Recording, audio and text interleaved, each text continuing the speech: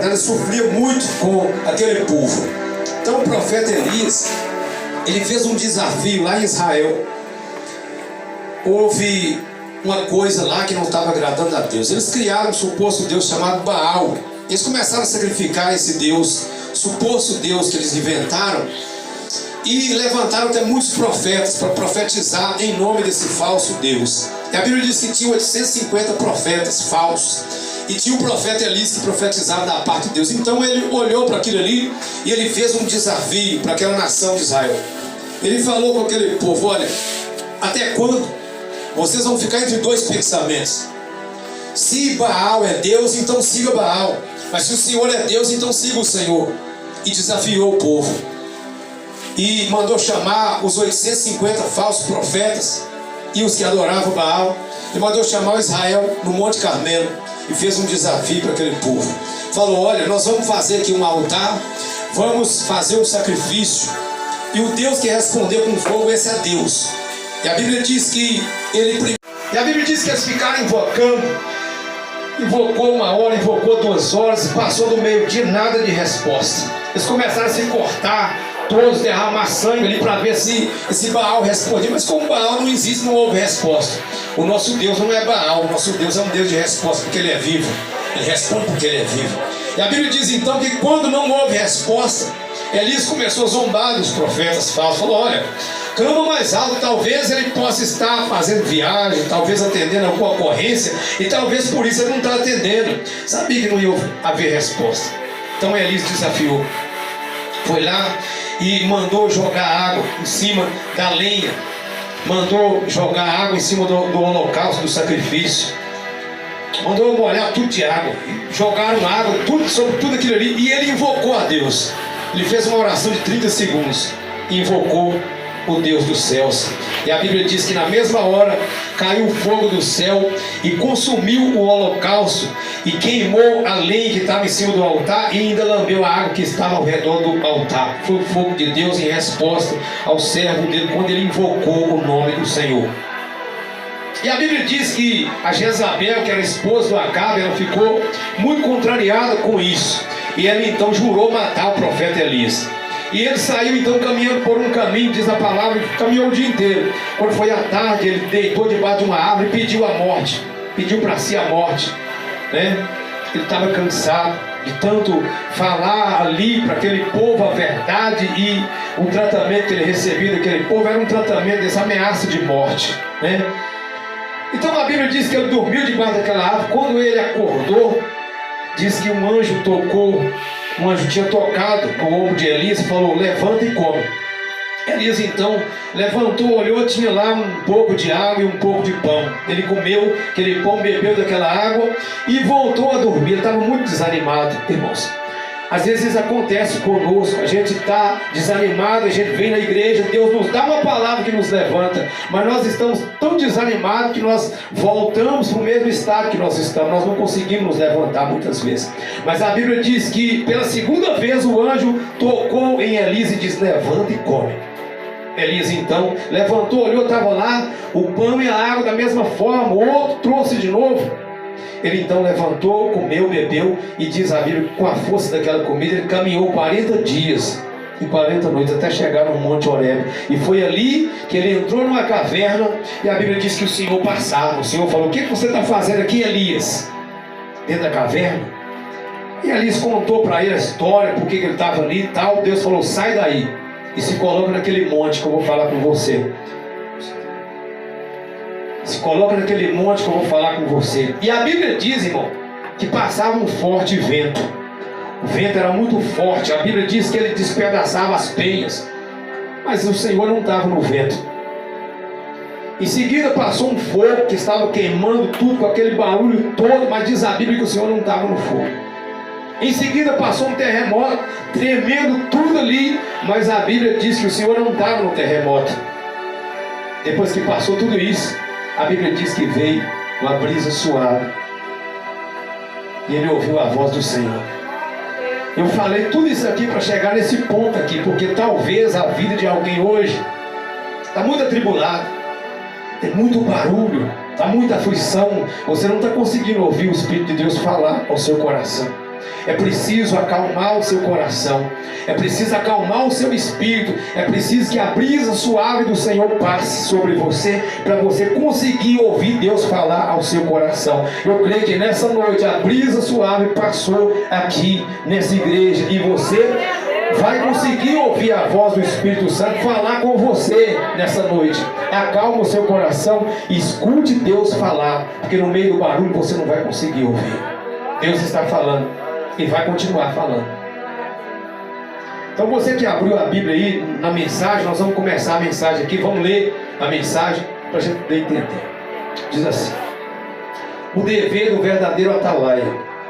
Veio a minha palavra do Senhor dizendo: filho do homem, fala aos filhos do teu povo e dize: quando eu fizer vir a espada sobre a terra, e o povo da terra tomar um homem dos seus limites, e o constituir por seu atalaia, e vendo ele que a espada vem sobre a terra, tocar a trombeta e avisar o povo, se aquele que ouvir o som da trombeta não se der por avisado, e vier a espada e o abater, o seu sangue será sobre a sua cabeça. Ele ouviu o som da trombeta e não se deu por avisado, o seu sangue será sobre ele, mas o que dá por avisado salvará a sua vida. Mas se o atalaia vir que vem a espada e não tocar a trombeta, e não for avisado o povo, se a espada vier e abater uma vida dentre eles, este foi abatido na sua iniquidade, mas o seu sangue demandarei do atalaia. Na verdade, Deus está dando uma mensagem para o profeta Ezequiel naquele momento.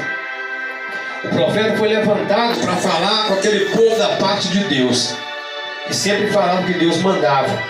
Deus olhou para a nação de Israel naquela época ali, e ele fez então a comparação. Irmãos, que comparação foi que Deus fez? Até agora nós ouvimos uma linguagem figurada do que Deus estava querendo falar com aquele povo, né? Tipo uma parábola, Deus estava comparando. Naquela época, irmãos, as cidades que eram construídas naquela região, geralmente eram cidades cercadas de muro.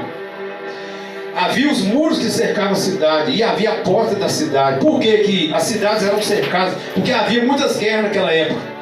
Havia muitas guerras, então a preocupação do povo da cidade era fazer uma muralha forte, para que se o inimigo viesse, estava lá o muro de proteção, e estava a porta da cidade. Mas além da muralha tinha uma torre também. Eles construíam uma torre alta lá na muralha da cidade, e colocavam uma pessoa que ficava de vigia nessa torre, ficava lá guardando, e qualquer movimento estranho que ele visse de um inimigo, presença do inimigo chegando perto, ele então tocava uma trombeta, e a cidade então era avisada da presença do inimigo que estava por ali por perto. Se tivesse um rumor de guerra por ali, ele tocava a trombeta, e o povo que estava dentro da cidade se preparava, né? Se precavia e se protegia daquilo ali. Deus, se o atalaia, que era esse vigia, né? Tinha o nome de atalaia, se ele visse que o inimigo estava aproximando e não tocasse a trombeta, e os inimigos entrassem, abatessem ou matassem uma pessoa, então a culpa cairia sobre o atalaia, porque ele viu o perigo, mas não avisou o povo, né? Mas se ele avisasse, se ele tocasse a trombeta, o povo então era avisado. E se alguém não se preparasse, porque foi avisado e não se preparou, e viesse a espada e abatesse uma vida ali entre aquele povo, diz a palavra que aquela pessoa então levaria a culpa do seu sangue. Ela mesma seria culpada, porque ela ouviu o som da trombeta e não se preparou. Então Deus está falando isso aqui justamente para chegar na mensagem que Ele quer dar para o povo usando o profeta. Aí Ele começa falando aqui do que Ele quer falar para aquele povo através do profeta. No versículo 7 ele diz assim, ó: a ti, pois, ó filho do homem, te constituí por atalaia sobre a casa de Israel. Tu, pois, ouvirás a palavra da minha boca e lhes dará aviso da minha parte. Se eu disser ao perverso, ó perverso, certamente morrerás, e tu não falares para avisar o perverso do seu caminho, morrerá esse perverso na sua iniquidade, mas o seu sangue eu demandarei de ti. Mas se falares ao perverso para avisar do seu caminho, para que dele se converta, e ele não se converter no seu caminho, morrerá ele na sua iniquidade, mas tu livraste a tua alma. Veja que palavra interessante. Deus fez uma bela comparação, porque na verdade Ele chamou o profeta, Ele chamou os servos dele, Ele chamou os apóstolos, Ele chama hoje, no dia de hoje, alguém para pregar a palavra dele, dar aviso da parte dele. E Ele está então comparando a pessoa que é chamada com o atalaia, com o vigia que fica lá na torre. E Ele está comparando as demais pessoas que estão ouvindo a mensagem com aquela cidade que está ali, irmãos. Então Ele falou com o profeta Ezequiel: eu te constituí como o atalaia, como alguém que vai dar aviso da minha parte para o povo. Aí Ele diz assim: se eu disser ao perverso, ó perverso, certamente morrerás, e tu não avisar o perverso, e ele não se converter do seu mau caminho, e morrer na iniquidade, o sangue dele será pedido de ti, você será culpado do sangue dele. O que eu entendo aqui, irmãos? Na verdade, Deus, Ele já deixou a palavra escrita, e Ele chamou homens e colocou a palavra na boca desses servos dele. Ele me chamou para pregar a verdade da parte dele. O meu compromisso tem que ser com Deus, com a sua palavra que é verdadeira, e com o meu chamado. O meu trabalho aqui, e o trabalho de todo pastor e de todo homem de Deus que anuncia a palavra de Deus, é falar a verdade com o povo. Mesmo que doer, o povo precisa ouvir a verdade, porque somente a verdade pode libertar. A Bíblia diz: conhecereis a verdade, e a verdade vos libertará. Então a palavra está dizendo que se Deus dissesse ao perverso: você vai morrer, porque já está dito na palavra que o salário do pecado é a morte. Está escrito na palavra. E se o pastor, se o homem de Deus não tiver coragem de falar, com medo de constranger o povo, para agradar o povo, ele deixar de falar da parte de Deus, e alguém morrer enganado sem se converter, a culpa vai ser de quem não falou a verdade. Deus me chamou para pregar a verdade, e eu preciso falar a verdade.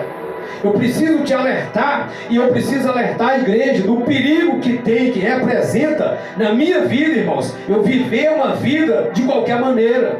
Eu preciso me consertar com Deus, eu preciso deixar os maus caminhos, eu preciso apartar do mal, eu preciso me tornar uma nova criatura, eu preciso abandonar a vaidade, eu preciso assumir um compromisso com Cristo, eu preciso da salvação eterna. Ele já disse na palavra o que é que vai gerar a morte. Ele já disse na palavra o que vai levar à condenação. Está escrito na palavra. Mas o homem de Deus, ele precisa examinar as escrituras e ter o compromisso com a verdade de levar essa palavra para a igreja. Você precisa se arrepender dos seus pecados, você precisa ouvir a palavra de Deus, e você precisa assumir um compromisso com Deus. Você precisa ser liberto dos vícios, você precisa ser liberto da mentira, você precisa ser liberto da bebida alcoólica, precisa ser liberto da sujeira do mundo, precisa ser liberto desse acúmulo de maldade que está aí fora.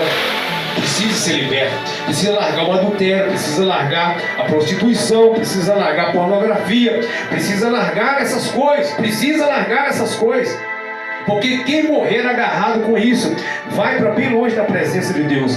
Por isso que Ele mandou Jesus Cristo para nos salvar, e nele está a nossa salvação. Precisamos firmar o compromisso com Ele, com sinceridade e com seriedade de alma, e isso tem que ser hoje. Aí Ele está dizendo: se eu disser ao perverso, certamente morrerás, e o atalaia não falar, e morrer alguém enganado por não ouvir a verdade, então a culpa será de quem não pregou a verdade. Irmão, eu assumo a responsabilidade diante de Deus com a igreja de falar a verdade. Então não fica constrangido, não fica bravo comigo se de repente eu falar uma palavra aqui e doer dentro de você. É Deus que está trabalhando. A mão de Deus, ela pode até ferir, mas ela cura a ferida que ela fez. Liberta. Dói, mas liberta. E nós precisamos ser libertos. Então eu recebo a palavra de Deus para poder anunciar. Eu recebo a palavra de Deus para poder pregar. E do jeito que eu recebo, eu tenho que anunciar. Porque o profeta de Deus, ele não pode omitir nada do que ele recebe.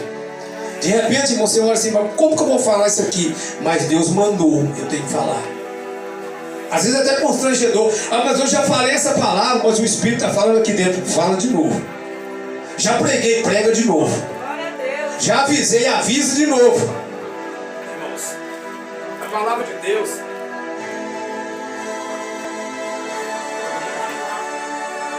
Desculpa, irmão, já acostumou por aqui. Esses dias foi até bom não ter microfone aqui. Não tem microfone, não teve nada, nós não trouxemos nenhum aparelho aqui. E ficou tudo aqui só com a voz mesmo aqui, mas foi maravilhoso. Então, continuando aqui, irmãos, Deus está dizendo para o profeta Ezequiel: eu te constituí como um vigia, como um atalaia. Você vai ouvir a minha voz e vai avisar o povo. Se alguém ouvir e se converter dos maus caminhos, tudo bem. Se não ouvir, mas você falou, você vai livrar a sua alma. Então, irmão, se eu aprender na palavra que um caminho é errado, e eu vier falar para você, eu tenho que me libertar dele primeiro, tenho que sair dele primeiro. Aí eu vou e falo aqui na igreja: você precisa sair desse caminho também. Porque naquele dia lá que Deus pedir conta da sua vida, Ele mandou alguém falar antes. Então tem que se converter. Amém? Tem que se converter. Aí ele diz assim: se alguém não se der por avisado, aí o problema é da pessoa. Por quê? Assim como o vigia toca a trombeta lá, quando ele vê os sinais do inimigo, ele toca a trombeta para o povo preparar. Assim também o pregador deve fazer. Pregar a palavra da verdade é tocar a trombeta para avisar o povo. Eu creio que entre nós aqui não existe ninguém que seja inocente dessa verdade. Existe? Nós já ouvimos a palavra de Deus tantas vezes.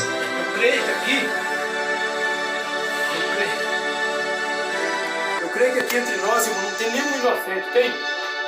Nenhum inocente aqui. 10.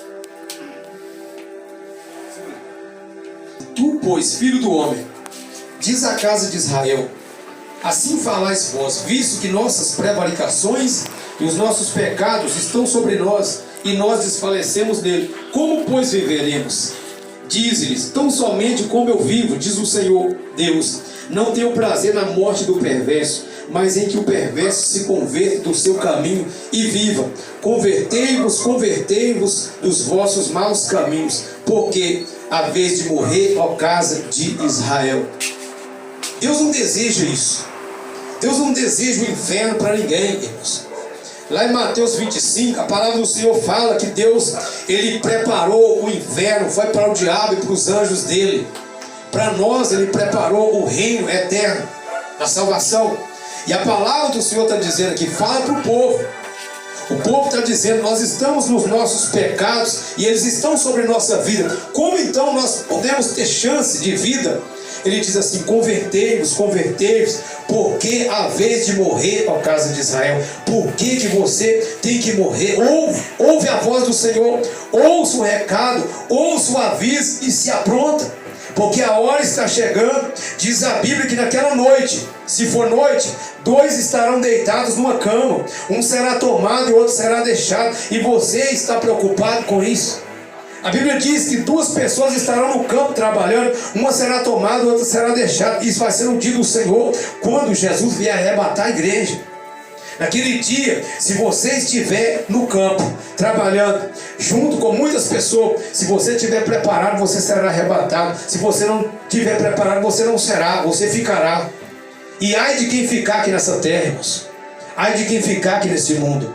Sabia que muitas pessoas dizem que aqui é o inferno? Eu já ouvi muitas pessoas falar isso aqui. Uma vez eu fui atender um casal, estavam brigando muito. Estava feia a situação lá. Aí eu cheguei, uma pessoa que já foi até muito abençoada na igreja. Deus abençoou, prosperou, curou a família e estava fazendo a obra, mas a pessoa estava revoltada daquela forma, brigando. Eu falei: mas veja o que Deus fez nas suas vidas, veja a obra. Ele falou: não, essa casa é um inferno, essa vida é um inferno. Irmãos, inferno, você já viu o inferno ter a misericórdia de Deus? O inferno não tem misericórdia de Deus. Nós podemos perceber que De repente o sol está quente aí, as pessoas estão reclamando, mas pode perceber que vem uma brisa no meio do dia, refrescando o calor do sol. Isso é um exemplo que eu estou te dando aqui, irmãos. A misericórdia de Deus ainda está aqui nessa terra, principalmente agora que a igreja está presente na terra. A luz da terra é a igreja, a luz do mundo é o povo de Deus, mas um dia essa luz vai ser tirada da terra, e quando essa luz for tirada da terra, vai ser uma escuridão completa espiritual, uma escuridão espiritual completa, porque a luz vai ser tirada da terra. Aí é onde as pessoas vão desejar morrer, mas a morte vai fugir delas. A palavra do Senhor diz lá em Apocalipse. Agora não, eu posso ser uma pessoa, a pior pessoa do mundo, que a palavra de Deus está dizendo que se a gente se converter, então não morre. Se converter, vai ser salvo, porque o Senhor não tem prazer na morte do perverso, mas Ele tem prazer em que ele se converta e viva. É a misericórdia de Deus, é a oportunidade que Deus está dando, é a chance que Deus está dando para todos nós, irmãos. Mas naquele dia não. Ai de quem ficar aqui nessa terra. Você vai querer ficar? Você vai querer ficar? Quem vai querer ficar aqui no arrebatamento da igreja? Irmão, vai ser um dia que eu creio que vai ser noticiado no mundo inteiro. É mais que essa mídia do jeito que está aí, né? Vai noticiar no mundo inteiro. Vai falar de crianças que desapareceram, de pessoas que desapareceram. Eu já até vi aí alguns vídeos que falam sobre retratos, sobre a realidade do arrebatamento. Vai ser um fenômeno que vai abalar o mundo, irmãos. Uma coisa que nunca aconteceu nessa terra. Vai ser um dia inesquecível. E eu não vou querer estar aqui para ver essa notícia. Eu vou querer estar bem longe daqui. Eu creio na vida eterna. Você crê na vida eterna? Irmãos, a Bíblia diz que nós devemos remir o tempo, porque os dias são maus. Precisamos saber aproveitar o tempo que Deus nos deu e fazer a obra de Deus. Fazer o bem, se ligar com Deus, prestar atenção no que Ele está mandando eu fazer e fazer. Não ficar esperando o tempo passar. Amanhã pode ser tarde demais. Hoje é dia de ouvir o que Deus está falando. Amém? E apenas você veio aqui na igreja hoje para receber uma palavra de conforto. Tem palavra de conforto mais do que a palavra da verdade? A maior palavra de conforto é a palavra da verdade, que me dá esperança de que Deus está disposto a me ajudar, a me libertar, a me salvar. Deus vai te ajudar. Deus vai tirar você dessa situação. Deus põe um anjo do seu lado para te proteger. Deus vai te amparar como Ele amparou o povo dele no deserto durante 40 anos. 40 anos, irmãos. Eles não plantaram, não colheram nada, mas não morreram de fome lá, porque era o povo de Deus. Então o que precisa acontecer comigo e com você é que eu me torne povo de Deus. Se eu me tornar povo de Deus, Deus vai ter um compromisso exclusivo para cuidar de mim, um compromisso com a minha vida. Ele vai me proteger, vai me guardar, vai me abençoar, vai me livrar e no futuro vai me levar para morar com Ele. Você crê? Quem tem essa esperança se purifica a cada dia, como Ele é puro. Não entre nessa de ficar com mentira, com engano no seu coração, irmãos. Não minta nem por brincadeira, porque a Bíblia diz que o diabo é pai da mentira. Mas fale a verdade, porque Jesus é a verdade. Você é de Jesus. Aceita Ele no seu coração como seu Salvador, e você terá paz verdadeira. Todo mundo quer que a sua casa seja um céu. Todo mundo quer que a sua casa seja um paraíso, seja maravilhoso. E Deus também deseja isso. Mas como que vai ser se a pessoa não faz nada, não faz um esforço para buscar a Deus? Como que vai mudar? Não vai mudar nada não. A Bíblia diz que todo aquele que deixa o Senhor será envergonhado. E como as pessoas têm deixado o Senhor, têm confiado mais em si mesmo, têm confiado mais no dinheiro, têm confiado mais nessa tecnologia aí que está avançada, mais do que em Deus. Como que a vida vai mudar? De onde vem a minha esperança? De onde vem a sua esperança? De onde que vem? De onde que vem a sua esperança? A minha vem de Deus. A minha vem da palavra de Deus. E aqui nasce uma esperança para toda a humanidade. Se nós ouvirmos a palavra, o aviso que Deus está dando através dos servos dele nos últimos dias, se nós nos dermos por avisado e nos preparar, a espada vai vir, mas não vai nos abater, porque nós estaremos preparados. Amém? Irmão, alguém está entendendo alguma coisa da mensagem? Tem uns irmãos que estão cansados porque trabalhou o dia inteiro, né? Já preparando para amanhã, né? Mas vamos levantar, em nome de Jesus Cristo, vamos nos levantar. nos alegrar na presença de Deus. Não dorme não. Você tem a noite para dormir, daqui a pouco vai dormir. Em nome de Jesus Cristo. Mas agora é hora de ficar bem acordado para ouvir a palavra de Deus. Amém? Diga glória a Deus. Vamos ficar toda a igreja de pé.